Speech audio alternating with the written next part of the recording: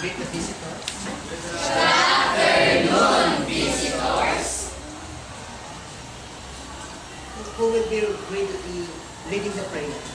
You will lead. Let's all bow our heads as we pray the presence of the Lord. Father, the Son, and the Holy Spirit. O Holy Father in heaven, thank you for the blessings you bestowed upon us. Also, thank you for giving us knowledge and wisdom that we put into our minds, because you are the source of the knowledge and wisdom we have had. All these things are possible because of you. All of the blessings that we have right now, and it is all because of our faithfulness as we are going to show till the end of time. Okay, visiting. Now before we start, in a regular class, we always have to read the objective so that you will be aware what to do. Alright, group 1, will you please read the cognitive skills of our objective? Everybody, set up group 1, you read. Very fast. Cognitive skills. Answer questions to recall most important details of the past lessons, germane to the past and present ones. What do we mean by germane? Related to. Okay, next objective. Describe text as connected discourse. Next bullet. Read selected text, sample paragraphs or patterns of development. Next bullet. Infer selected text or paragraphs as how the topic sentence or main thought in each selected paragraph is developed according to patterns of development. What do we mean by infer?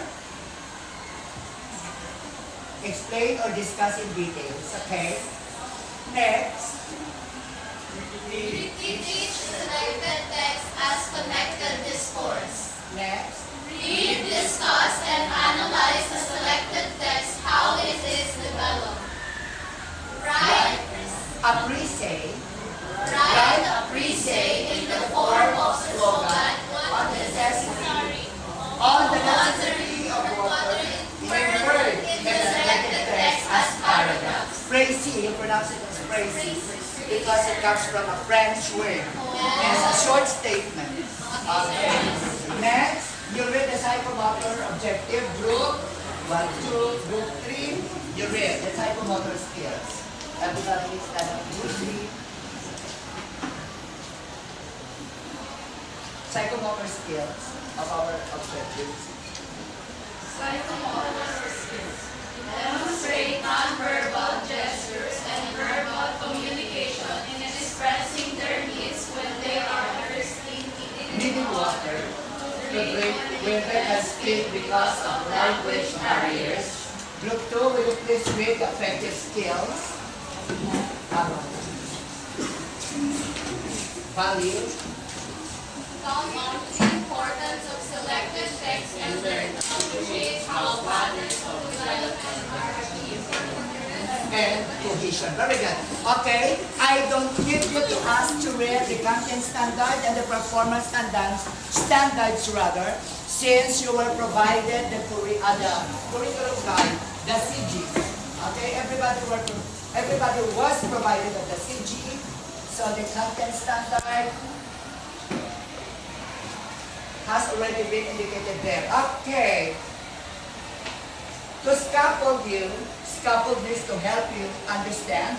To scaffold you cope with a new lesson, you need to recall most important details of the past lessons vis-a-vis or in relation to our new lesson germane to the past and the present ones.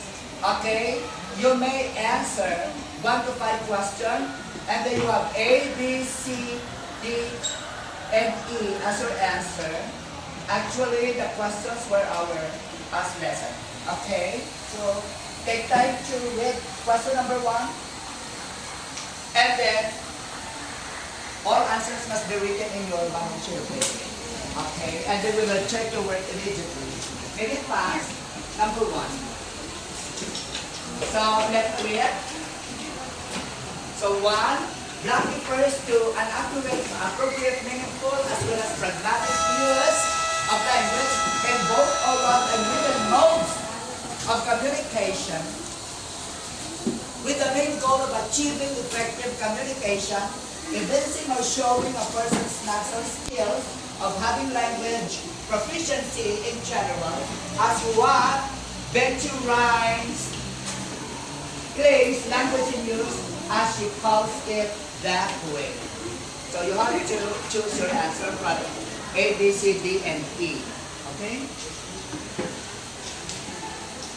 Alright. So, let's proceed to number 2's question.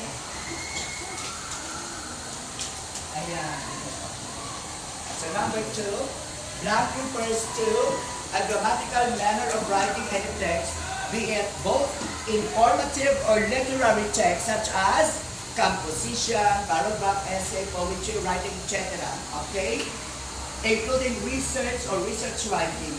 Thus, it refers to unity, created ideas, sentences, paragraphs, and sections of piece of writing. Hence, it is what it gives a piece of writing its flow of smooth ideas related to one another in particular texts such as those numerously mentioned above this book. Okay?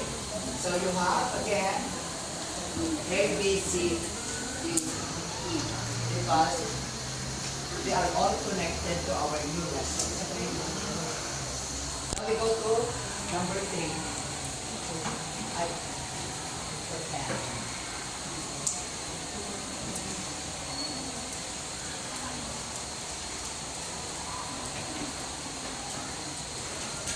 Yes, anak, you can read number 2 question. Loud, with your loud voice, so that everybody can hear. You can come here. Yes, you read number 3. Blank. Blank refers to the communicative level of situation or contact that individual can provide with them. Historical, physical, psychological, and social parameters of communicative events in both oral and written mode of communication. So you may choose your answer. Okay, let's go to number 4 question. Would like to read number 4? Yes. Yes, you can read number 4. Blank refers to all that we can read and write, all things availably around that we can read and write, a segment of spoken or written language that has the following characteristics. It is normally made up of several sentences that together create a structure, such as letter, a report, or a composition or an essay. However, one word text also occurs, such as danger on a warning sign. It has distinct structural and discourse characteristics. It has a particular communicative function or purpose, and can often only be fully understood in relation to the context in which it occurs. Very good. Thank you so much. Next, we would like to read number 5. Number 5. Yes, Anna. Blank refers to the grammatical ties that can stand out very clearly if the sentence are shuffled into a random order. It may be even possible to reconstitute the original sequence, so we are considering the nature of these ties as in the following case. However, nobody had seen one for once. He thought he saw a shape in the bushes. Mark had told him about the foxes.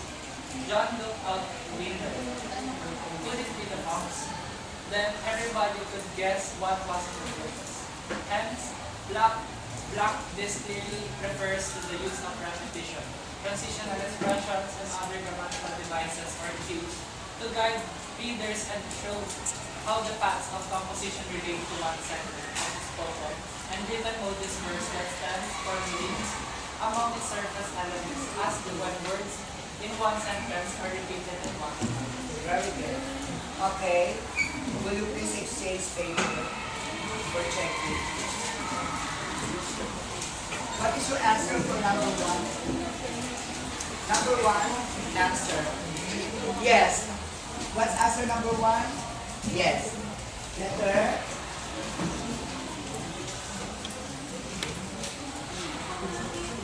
D. Speak. Is his answer correct? E. What's the correct answer? Discourse. So, when you say language in use, that's the discourse. So, it means to say, when we start using the language in both oral and written, that is what we mean by discourse. Language in use. Once you start using the language in both oral and written types of modes of communication, that is what we mean by discourse. Very good. What about number 2? What is the correct answer? Yes? 8. Okay, what is that? Competence. Okay. So, once you see, it is what the paragraph gives. So, a piece of writing.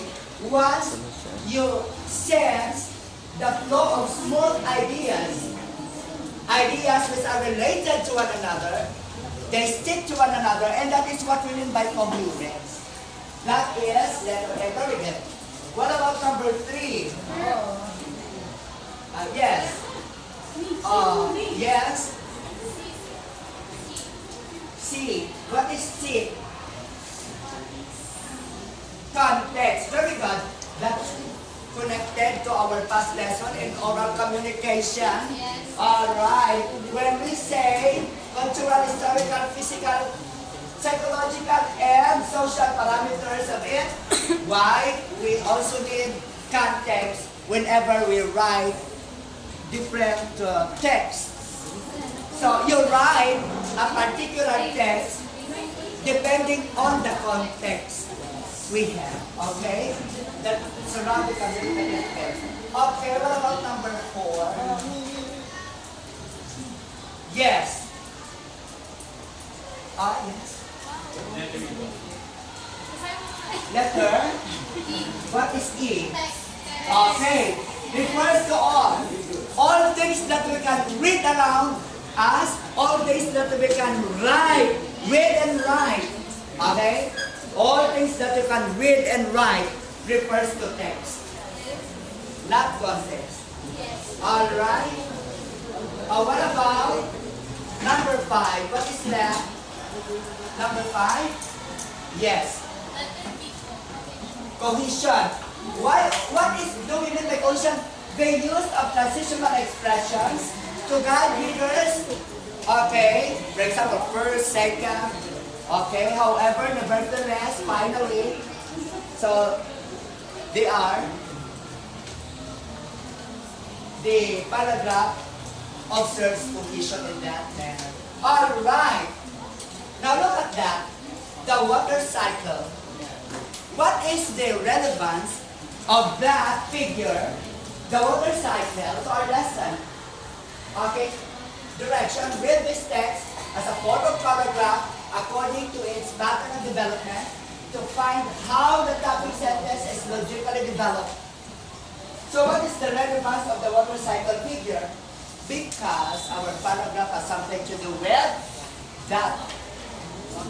Okay. So, it has something to do with the water cycle. Alright, look at the water cycle. Ayan, okay? Yes. Water in cycle. Garen, please read the paragraph. Water in cycle. Palapin. Excuse me. Okay. Water moves in a cycle that never ends. Okay. Water is the form of clouds. Clouds are made up of tiny water drops of crystal or ice crystals. At some point, they fall to earth as rain or snow. The water soaks into the ground or turns to rivers and oceans. Heat from the sun Evaporates water. from the surface of the earth. Then water returns to the sky as clouds. Okay. Okay, everybody follow after me so that the paragraph will be clear. Water moves in a cycle that never ends. Water moves in a cycle that never ends. Above earth, water is in the form of clouds. Water is in the form of clouds. Clouds are made up of tiny water drops or ice crystals. Clouds are made up of tiny water drops or ice At crystals. some point, At some point, they fall to earth as rain or snow. they fall to earth as rain or The snow. water soaks into the ground or returns to rivers and oceans. The water soaks into the ground or returns to rivers and oceans. Heat from the sun evaporates water from the surface of earth. Heat from the sun evaporates water from the surface of earth. Then, water returns to the sky as clouds. Water returns to the sky as clouds. We cannot say water, water. Water. Because we cannot say wow, but we say wow. We cannot say wow, but we say more, like water. Water, okay? Yes. Now, question. Read question number 1. How many grammatical constructions or sentences as connected is yours in a given text or paragraph do we have? Okay. This time you have recitation. So, how many grammatical construction or sentences do we have in that paragraph? Yes. How do we count? How do we know the number of sentences? How do we know a number of sentences in one text or in a paragraph or a composition? Yes. Okay, the number of periods that we have. So, if you have 5 periods, then you have 5 sentences perhaps in the paragraph. But the question is, how many sentences do we have? Question. Yes? Number 7. Is her answer correct? 7, letter D? Why 7? Because? Are you sure that you're... Okay, group 1, what is your answer? 7. Group 6. Group 7 sentences. The correct answer is 7 sentences because there are 7 periods. Alright. What is the topic sentence or main thought of that paragraph? Okay, going back to the paragraph, what is the topic sentence? Yes. How do you know that that is a topic sentence? Because some writers would say, some topic sentence may put at the beginning, middle, end, or sometimes the topic sentence is implied. But what for you is the topic sentence? Yes. For me, the topic sentence is summarize all the text. Yeah, very good. But what is the topic sentence in that paragraph? Very good. Okay. Yes, Anna? Water moves in a cycle that never ends. Why? Why do you say it's sad? Because there are some writers that writes their topic sentence in the first part of the sentence or the paragraph. Okay, but why do you say it's sad? So your answer is correct. Water moves in a cycle that never ends. Because when you analyze, look at that, when you analyze the figure, okay, it never stops. The water cycle is incessant forever. So, very good. That is a topic sentence because all sentences in that paragraph are all supporting to the topic sentence. Okay. Write the topic sentence, okay? Alright. The next is determining the topic sentence. Now that you have determined the topic sentence, will of course lead you to determining its patterns of development. So, the my question is, and that, how did the writer develop the topic sentence? You have determined in this paragraph. Because any writer may develop a topic sentence by the development by giving cause and effect, comparison and contrast, definition, description, exemplification, or classification, narration, persuasion, problem solving. So, how did the writer develop the topic sentence? So what is that? What will be your answer? Yes. What will be your answer for that? So there are two possible answers. What is the first possible answer? Description, very good, because it gives details of what? Okay. It gives details of how water moves in a cycle. And then the other one, repetition. Cause and effect. Now, Cause and effect. yes. Okay. No. What is the definition of classification? Classification, okay, is read. What is classification? In your Google, look at your cell phone. Open your Google. Okay, yes. Classification. Yeah, into groups like what? Like water, like the clouds, okay? Rain, snow, etc. Okay, so they are classified in there. All right. Next question. Next question. Okay. Explain why these sentences support the main. Okay. What do you think are the sentences supporting the main topic?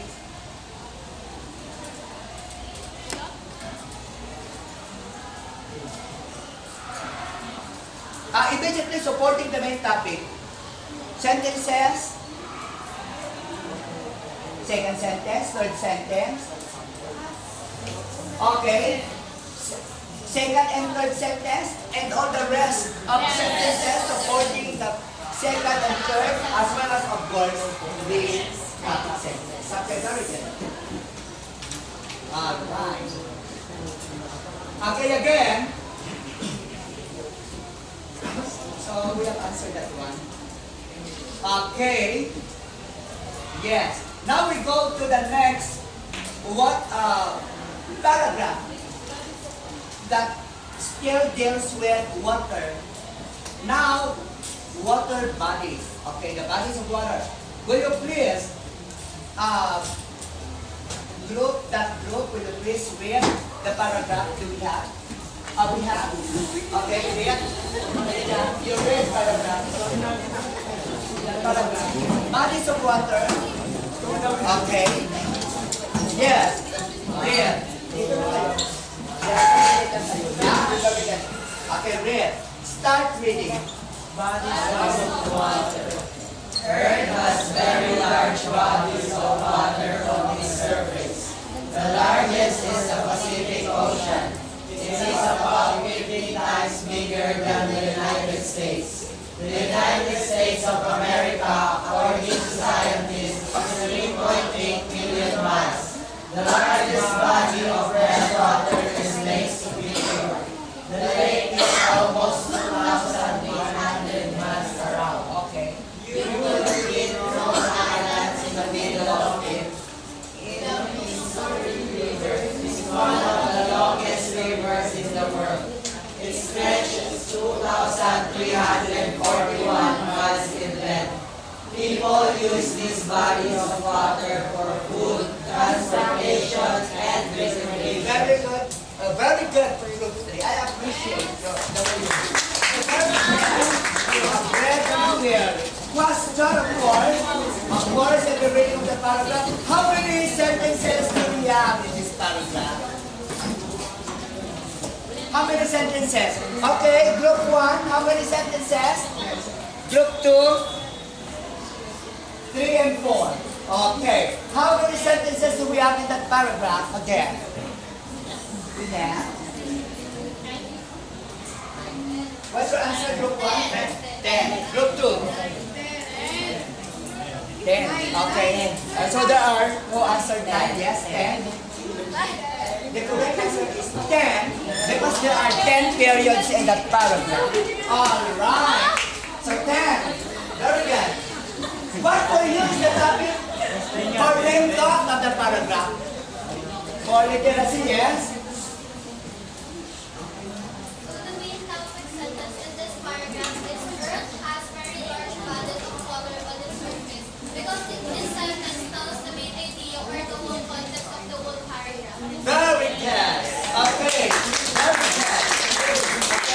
So after asking the main thought of the paragraph, how did the writer develop that paragraph? Okay? So again, there are two possible answers. How did the writer develop again the paragraph? Yes? What is letter D? Huh? Description. Why description? Why description? Because it describes the million miles or miles around, miles in space, miles in length. Okay? Next, it is also what? Classification. And then at the same time, there are three possible patterns of development: description, classification, and what? Huh? Ano? Contrast. Am I right? Yes. Kasi, okay, the million miles of Earth is different from the million miles of Pacific Ocean, which is 15 times bigger, and the 200,000 miles of the Lake Superior, and the 341 miles in length by the longest river. So, contrasting. Am I right? Yes. Next. Okay. Next question. Alright. So you have determined the topic sentence. What sentence or sentences support the topic sentence? So your answers will be A, B, C, D. Okay? Letter. What sentence or sentences support the topic sentence? As, of course, aside from the topic sentence itself, the topic sentences are just supported by the rest of the sentences. Am I right? Yes. Okay, so your answer is letter D, correct. So, second, third, fourth, sixth, seventh, eighth sentences are all supporting the topic sentence. Okay, very good. Next. Okay, ito na. What sentence points out the importance of how these bodies of water are used? What sentence is used by the writer to tell us that the bodies of water are very necessary? Yes, what sentence is that? People use this body of water for food, transportation, and recreation. That is the text center. Everybody read. People use these bodies of water for food, transportation, and recreation. That sentence would tell us the importance of water. Okay? So we use water for food. All fishes come from the water. All right. Next. So what patterns of development again? Okay, description, classification, and at the same time contrast. Alright, very good. Okay, now, ayan, ito na. Leading to your numeracy later. Will you please, yes, group 2, read the paragraph loudly. It's about earth and water still. Okay? Yes, louder. You start reading. Earth is a watery planet. Okay. 25% is land. The rest is 75% of oceans, ice crystals, rivers, and lakes. Okay. Only 3% of our water on Earth is fresh. Okay. So don't use it too much as there is no fresh water to waste. Ocean water is salty. Yes. Fresh water has sails. Yes. But not enough to make you sick. Yes.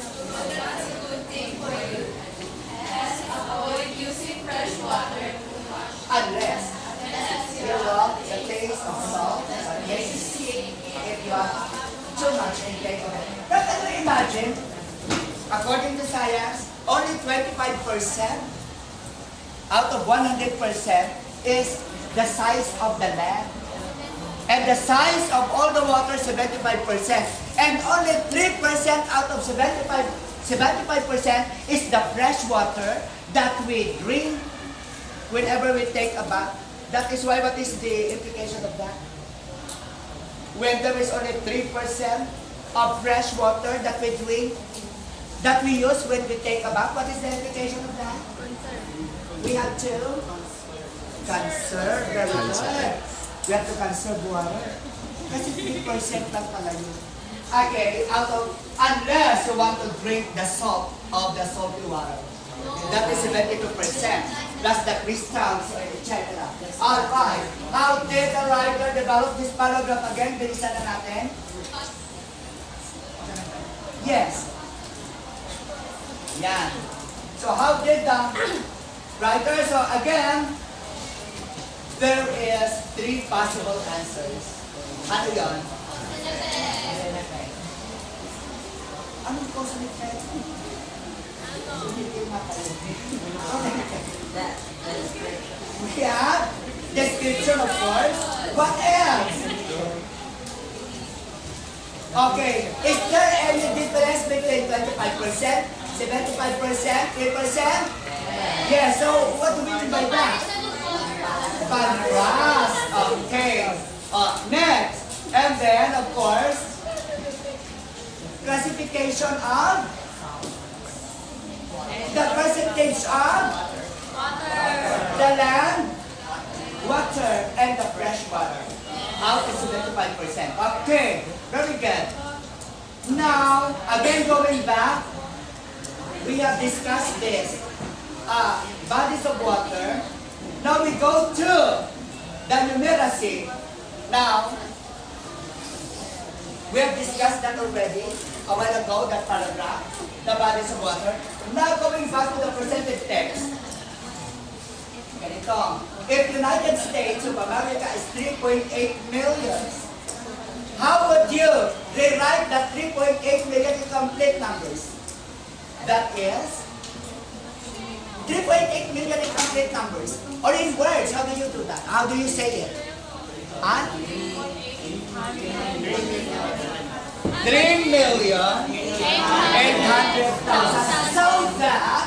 So that you can multiply it 15 times bigger than USA, the Pacific Ocean. So you have to compute 3,800,000 times 15. The result will be the very huge space around by the Pacific Ocean. Oh, what's the answer? When you multiply that, so the size of, in mile conversions,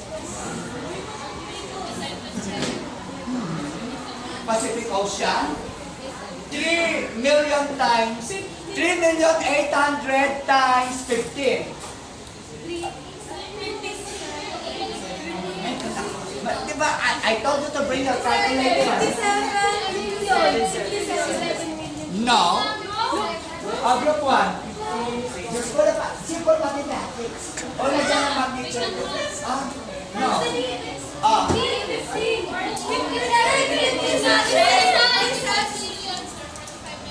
45 billion, 12,000 miles around.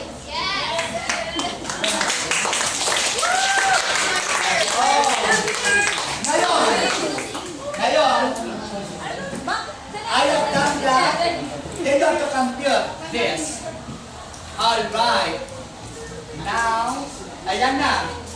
Compute. The formula, the plural of formulae, the formulae will be summation divided by number of cases equals, then move 2 decimal points equals percentage, or according to Dr. Lapisboro, para hindi ka na mag-move ng decimal points, pwede summation divided by number of cases, then equals to percentage times 100. Am I right? Ayan. Sige. To get the percentage. O sige na, I'll give you, yung word yan I'll give you 3 minutes to, or 5 minutes to do that. Sige. Then I will be asking, then you will be checking your own word. Okay? Sige.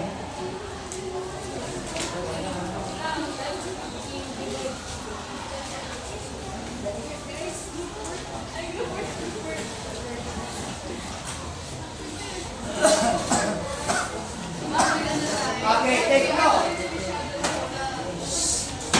Presenting answers for the computation will be shown after you are able to present your own answers for the given mathematical problems.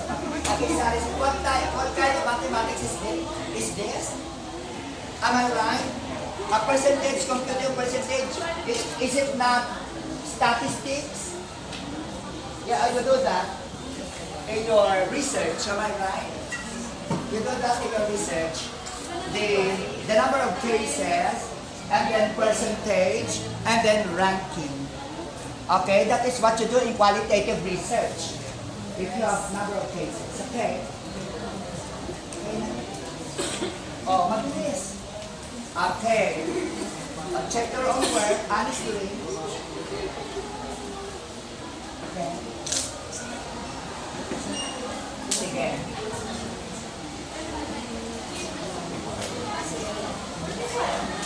Okay. Okay, number 1, I would like to...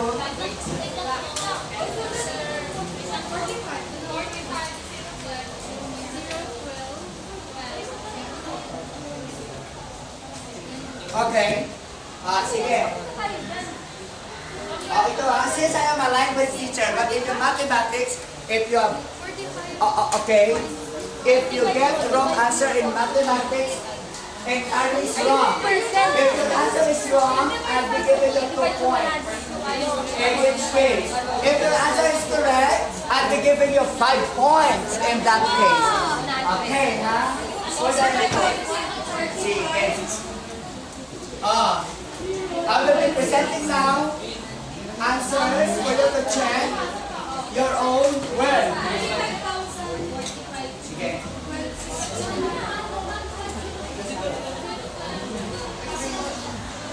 Okay, stop na. Ito na.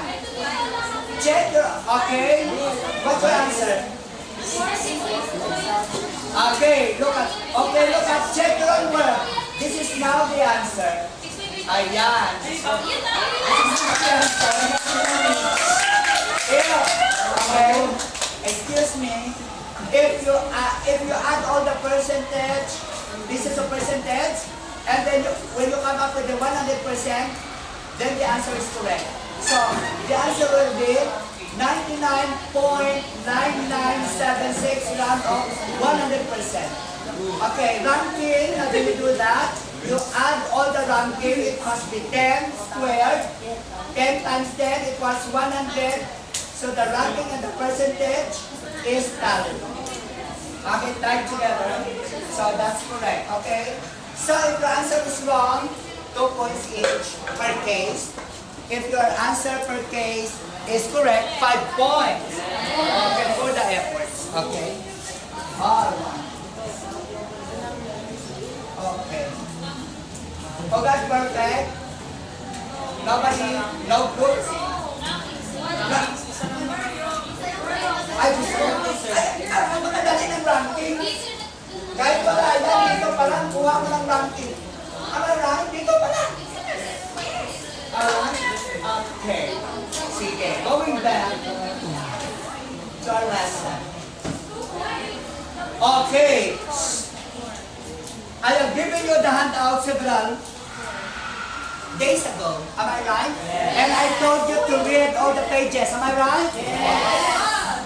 Excuse me, 3 weeks na po ito sa inyo. So I am confident that you have read them. Okay. 10 minutes.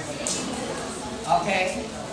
So, I am confident that you have read that. Okay, open page. Okay, yan. Excuse me, listen to me. Everything in the text It is necessary that you consider these reading strategies to enhance your reading skills for practical application of concept of what you are reading. Since you already have read that one, you have to answer this in your paper by group. Above are your reading strategies that enhance your reading skills and reading process before reading, while reading, after you read. Make a statement of why these reading strategies are very important. Just complete the clause. Possible answer you have to write. It appears that reading strategies are really very important when you will start reading because complete that sentence. In at least what? 2 or 3 sentences. Because What page po? page 5. 5 and 6. Ayan! Ito yan. Alright? So you complete. Everybody read. Follow after me. It appears that reading strategies are really very important when you will start reading. Because yun ang gusto ko marinig sa inyo, yung because. Okay, group 1, present your because. Group 2, present your because. Oh, sige dali. 5 minutes. Yes. Because.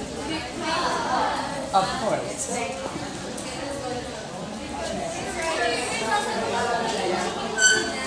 Alright. So, isulat mo muna, it appears that reading strategies are really very important when you will start reading because, okay, complete the because. Alright? Oh. Yes? Okay. Group 1, may I hear your because? Group 1, dali, we're running out of time. Yes. Okay, sige. Just, it appears that, and then because, It appears that reading strategies are really very important when one will start reading because it helps you understand the text clearly and focus on the important ideas. very good, 10 points. Very good. Okay. Yes, group 2. It appears that, It helps you understand the text oh, sige. It appears that. Yan. Sige. It appears that reading strategies are really very important when one will start reading because it helps you understand clearly. Okay. Very good. Oh, 9 out of 10. Okay. Highest level. Yeah. Okay, sige. Yes. It appears that reading strategies are really very important when one will start reading because it is necessary to know what we should do before, while, and after reading it. It also helps us comprehend and form ideas. 8 points. Why? May narinig akong show. Shut. Okay. Next. That's the problem.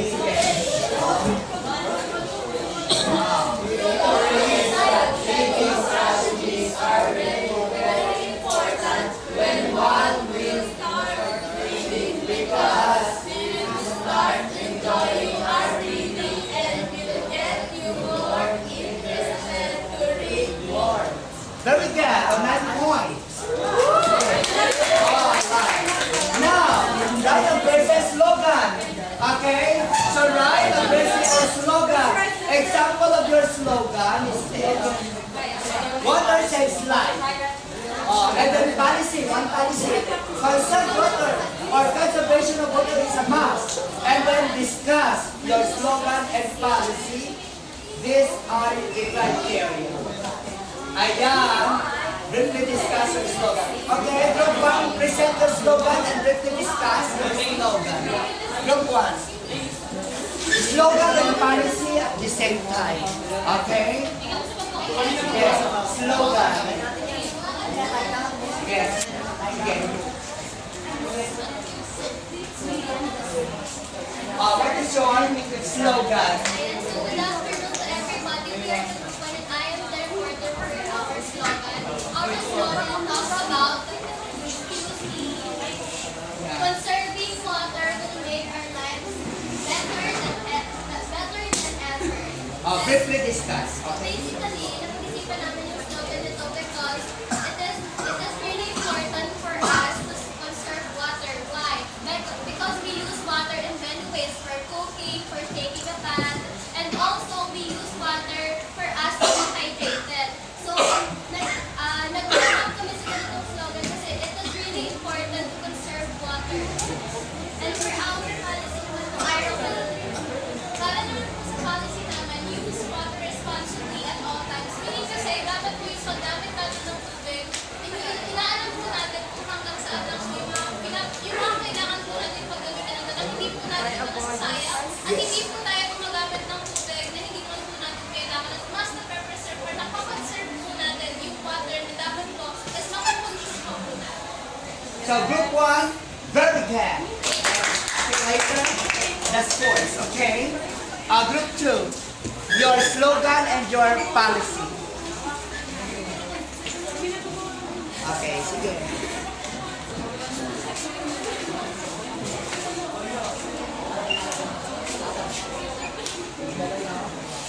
Yes. Yes, where's the slogan first? For our slogan, we wrote, be wise and save every drop. Don't let our future dry up. Water is gentle and sweet, so think beyond the sea. Conserve and preserve. Bali po, kaya po namin ginawa to at napag-issue na ito ang aming kasi gusto po namin mag-spread ng awareness when it comes to being wise with using every drop ng ating mga tubig. Kahit man sa faucet man yan or it's fresh water. And then plus po, as we all know, water is gentle and sweet. Talagang po pag iinom tayo ng tubig na is very refreshing. So with that being said, kailangan po talaga natin matuto mag-conserve and reserve. And then for our policy, we wrote... So for your slogan, I got the gist, conserve and preserve. Okay? And then your discussion. And then your policy. Use water wisely by avoiding unnecessary running of faucets and appliances. Oh. Kaya rin po namin itong policy po na ito kasi gusto rin po namin matupad po ng mga ganitong kasi marami po kabataan ang wala pong pake kung ginagamit po nila ay tuloy-tuloy lang po. Kahit po yung kahit wala pong kwenta yung hugasan nila, ginagamit lang po nila yung tubig. Kaya din po namin po nagsulat kasi para din po sa mga kabataan na magbuksan po yung kaisipan po nila na mag-responsabi po gumamit ng tubig. Okay, very good. Next time, you'll have to strive at least to speak simple English. Okay? Next. Group 3. Okay. 1 minute. Okay. Okay, your slogan. Okay. Sa gitna. Okay. Good afternoon, everyone. We are here in front of you today to present our work. Keep water. Keep water pure, keep the Keep the planet planet secure. Kapag inalagaan natin ang tubig at hindi natin ito dinudulihan, mas naproprotektahan natin ang kapaligiran dahil ang paligid sa tubig ay nakakatulong sa ating mga tao at sa hayop at sa buong kapaligiran. Dahil kung puro at safe ay mas secure at mas sustainable Okay. at mas sustainable. Very good. Yes. Anybody wants to translate what she says in English? Simple. Yes. The gist of what she said. The gist of what she said. Okay? Yes. Make it fast kasi they are wasting my time. Yes. Translate what she says. That water is very important. Okay, very important for what? Very important. So keeping water pure is very important because not only it helps us humans, it also helps the animals, and it overall helps our environment to stay clean and healthy. Very good. Now, what about the policy? Okay, very good. What is that? Encourage everyone. Is that your policy? Yes. Okay. So, what is that? Encourage everyone to do good deeds that keeps this water safe and use it wisely for it to be available for your community. Yes. This policy was meant to encourage everyone to save the water because nowadays in this generation, the water is now mostly polluted with crashes. Dead corals are now occurring in the seas, and we are losing the beauty in the water. Fishes such as sharks, Okay. clownfishes, and any other sea animals are losing homes. So it is important to keep the water clean and safe for everyone to use. Animals, humans. Water is our Okay. main That's it. source. Very good.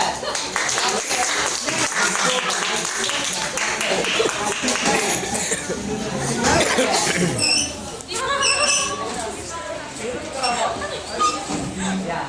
Very good. Okay.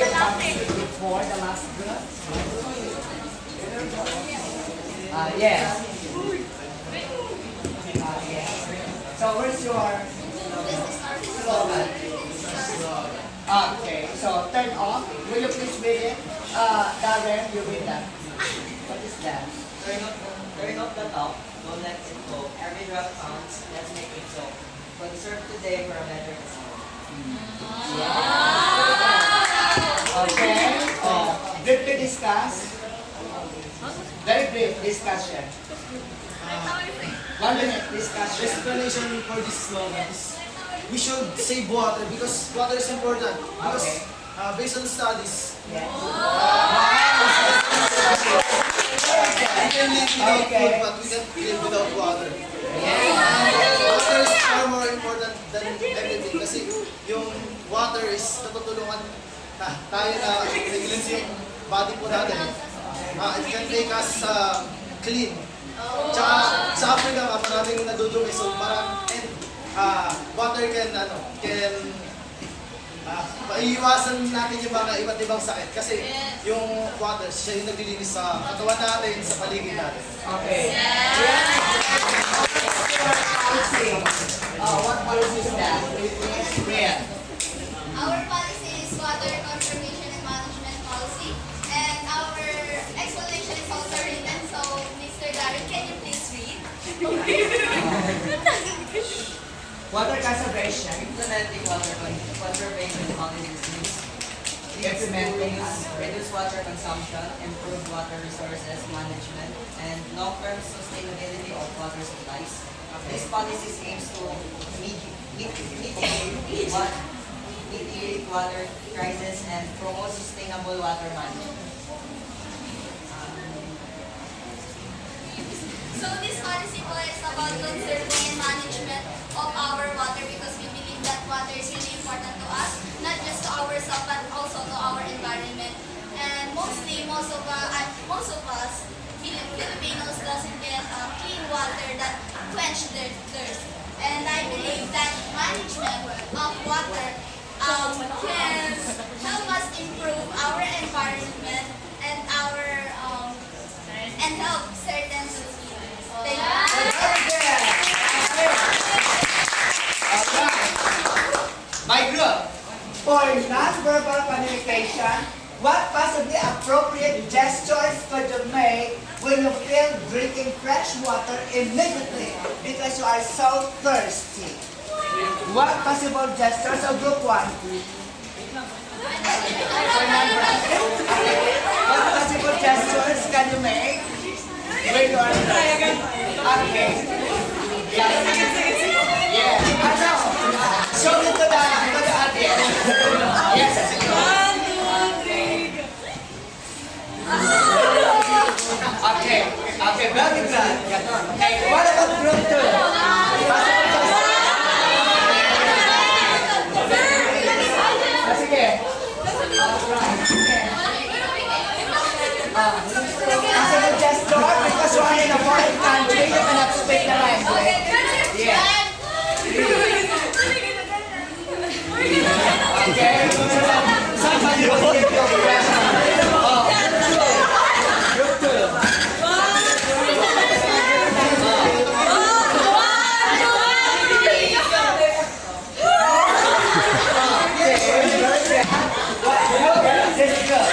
Possible gesture, appropriate gesture, so that somebody looking at you will give you pleasure.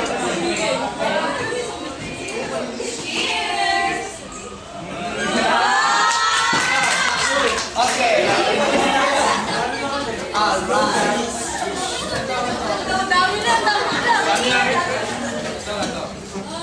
One, two, three, go.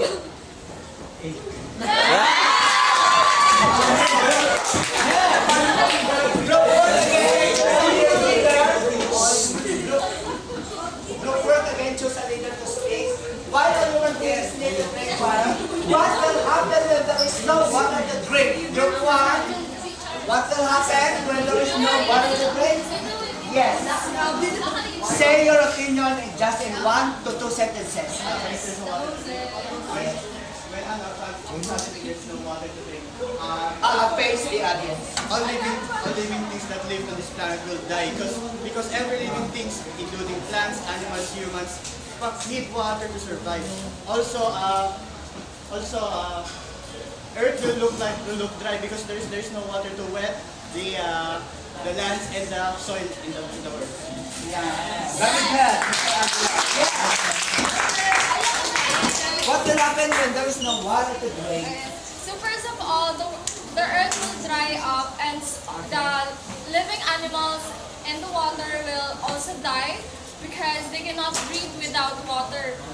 Plus, as humans, we will die of thirst. We will all get hallucinations because we cannot drink any water. And then another thing is that the plants are going to dry up, especially those plants that are really that the plants that always need to get wet by water. Yeah. Very good. What about this? Why only one day is need to drink water? What will happen when there's no water to drink? Without water, all of us will die. Water is a part of our main nutrition in keeping our body hydrated and resistance to the heat of the sun. And the effects of without water is that, of course, we will die. And also goes for the plants that say that it will die without water because it needs water to grow and to grow and grow. Very good. Okay. Yes. Yes. More Clara. We would die because of no water, not just with thirst, but for suffocation. Because 75% of our oxygen is from water, or deep from the sea is made out of oxygen. Not just the trees, but every living beings in the earth would die, not just with thirst, but with suffocation, with no oxygen. Very good. Next, for additional activities you can do at home and be submitted tomorrow or on Monday. This group will please read the additional activities to develop. You read. To develop. Skills in critical thinking. They are given opportunities to write an essay on the significance of this lesson on reading and writing skills for the youth, the young people of today. Okay, these are the rubrics in checking your Essay. Everybody stand up.